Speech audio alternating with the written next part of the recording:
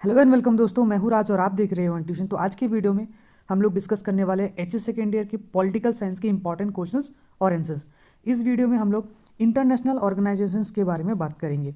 इस चैप्टर की पूरी इंपॉर्टेंट क्वेश्चन विद आंसर्स मैं आप लोगों को इस वीडियो में प्रोवाइड करवाऊंगा। बाकी सारे चैप्टर्स की भी मैं वीडियो एक एक करके लाता रहूँगा, आप हमारे साथ जुड़े रहना। कोई भी डाउट हो, कोई भी दिक्कत हो, कमेंट सेक्शन में ज़रूर कमेंट करना, या फिर आप मुझे इंस्टाग्राम पर फॉलो करके पूछ सकते हो। और अगर वीडियो की पीडीएफ पसंद आए तो आप मुझे छोटी सी पेमेंट करके ले सकते हो डिस्क्रिप्शन में दी गई लिंक पे। तो चलिए फटाफट स्टार्ट करते हैं। तो सबसे पहले हम लोग शॉर्ट क्वेश्चन से स्टार्ट करेंगे। तो शॉर्ट क्वेश्चन में जॉर्जो is a better than war, who made this comment? किसने ये कमेंट किया? तो विंस्टन चर्चिल, जो कि एक्स प्राइम मिनिस्टर थे यूके के। How many members signed the UN charter when it was set up? तो जब यूएन चार्टर सेटअप किया गया था तो उस समय कितने मेंबर्स ने इसको साइन किया था? तो 51 मेंबर्स है। What is the main objective of UN? तो यूएन का मेन ऑब्जेक्टिव क्या है? तो to maintain international peace and security. At present how many members states are there in United Nation? यानी कि यूएन में अभी फिलहाल कितने प्रेजेंट मेंबर्स हैं? तो 193।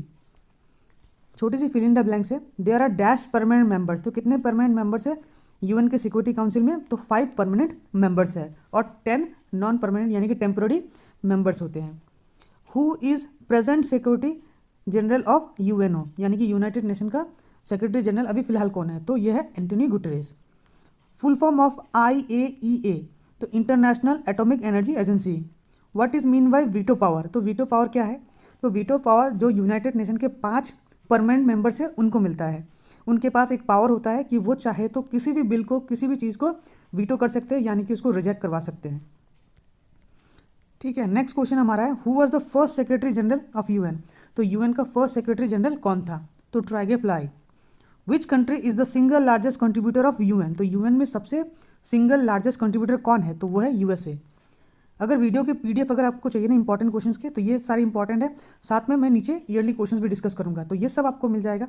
छोटी सी पेमेंट करके डिस्क्रिप्शन में दी गई इन्फॉर्मेशन में जाके देख लेना, ठीक है। उसके बाद which date is celebrated as the United Nation Day? तो ये 24 अक्टूबर है। Who was the first women president of the UN assembly? तो Shrimati Vijaya Lakshmi Pandit. In which year the UN launch the peace building fund? तो 2006। What do you mean by big three? तो big three का मतलब क्या है? ठीक है, तो इन 3 नाम को लिख देना, स्टैलिन, चर्चिल वगैरह। Name the international agencies related to the environment programme? तो United Nation Environment Programme. Name the highest functionary of the UN? तो यूनाइटेड सेक्रेटरी जनरल। ठीक है, तो ये सेक्रेटरी जनरल सबसे हाईएस्ट फंक्शनिंग बॉडी होता है। When peace building commission was set up? तो पीस बिल्डिंग सेटअप कब किया गया था कमीशन को? तो 2005 दिसंबर में। How many organs are there in UN? तो यूएन में कितने ऑर्गन्स हैं? 6 ऑर्गन्स है।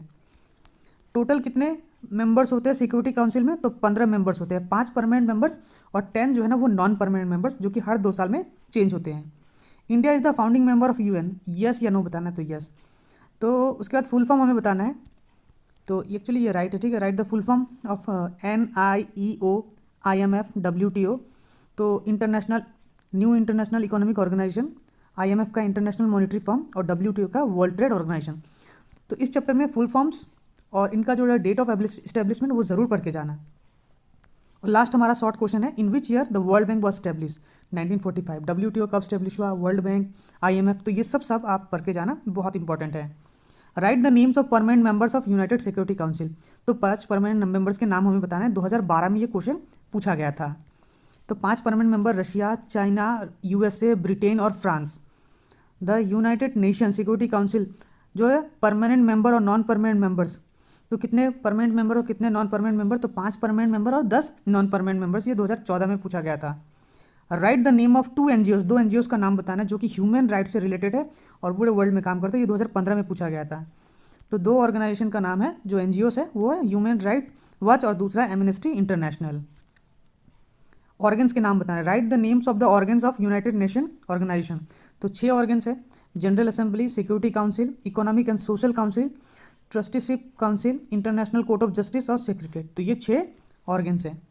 Write the functions of world bank? तो वर्ल्ड बैंक का फंक्शंस पूछा गया है। तो वर्ल्ड बैंक का फंक्शंस क्या है?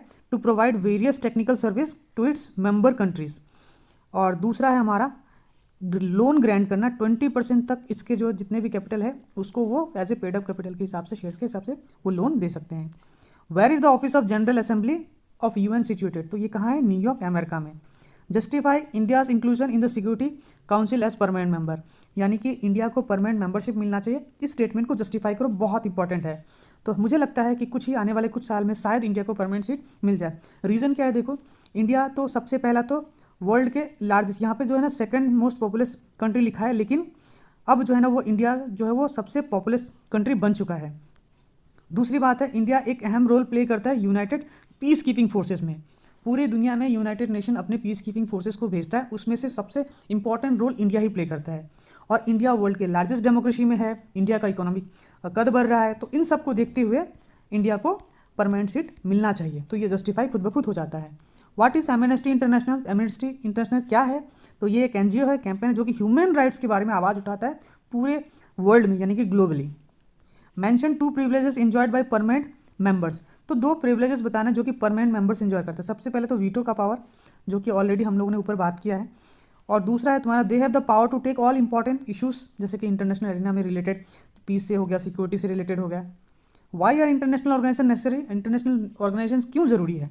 तो सबसे पहले देखो, it helps nation who usually wants to cooperate with other, तो जो लोग आपस में कोऑपरेट करना चाहते हैं तो वो वहाँ पे ये हेल्प होता है। दूसरा बात है पीस प्रॉस्पेरिटी, पूरे वर्ल्ड में जो ना वो वार ना हो, हालांकि रुकता तो नहीं है लेकिन फिर भी मतलब रोकने में हेल्प ये ज़रूर कर सकता है।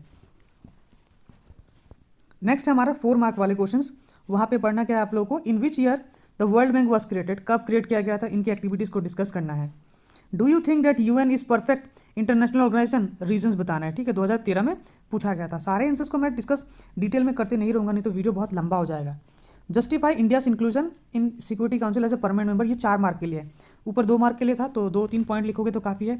4 मार्क के लिए कुछ कई पॉइंट्स आपको ज़्यादा लिखना पड़ेगा, ठीक है। वीडियो अगर पसंद आ रही होगी ना तो चैनल को सब्सक्राइब कर लेना, ऐसा ही इंपॉर्टेंट वीडियोस मैं लाता रहूँगा एग्जाम्स के बीच में, ठीक है। और अगर नोट्स चाहिए तो डिस्क्रिप्शन में दी गई लिंक से जाके आप लोग इसकी PDF को ले सकते हो।